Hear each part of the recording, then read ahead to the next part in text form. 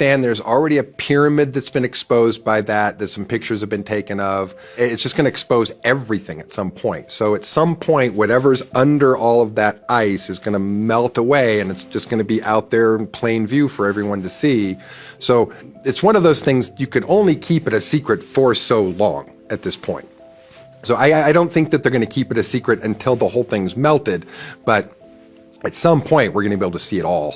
I did hear of a craft that is sticking out of the ice quite dramatically that they're trying to hide on Google Earth and other imagery, using three-dimensional imagery and stuff, and trying to cover it up. Do you know about this? Yeah, so recently there was a photograph of what they're calling an ice ship that looks like a boat that's been frozen in the water. My understanding is that they changed that, so instead of it looking just like a cylinder tube on the ground, they made it look like an icebreaker or something that's there. But yeah, my understanding is that's literally something sticking up out of the ice that is not an icebreaker, is not an actual sea, vessel. Right. And also a scientific team did discover flying over this giant crevasse, this hole in the ground. Can you tell us about that? Yeah, there is a hole at the South Pole, and there's one at the North Pole. So the one at the South Pole is the one that people know the least about, or probably have seen the least of.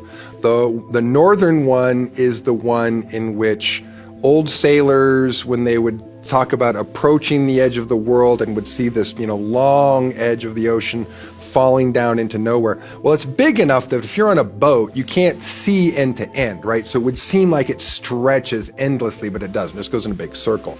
My understanding is that the water underneath the ocean, which according to NASA has more water than the oceans have it. So there's more water on the planet under the oceans than we have in the oceans. Just try to grasp that for a second.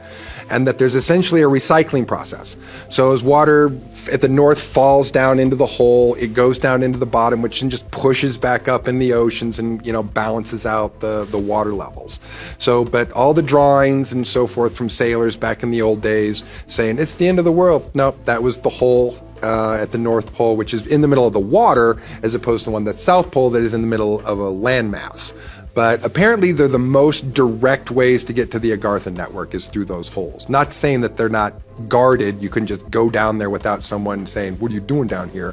But those are, my understanding, the most direct access points, which is why the base was built down at that point, right next to it, so that there was an easy in and out between the species in the Agartha network and the base on the surface. And whatever was happening on the surface at the time, it was so long ago. My understanding, like 400, 500,000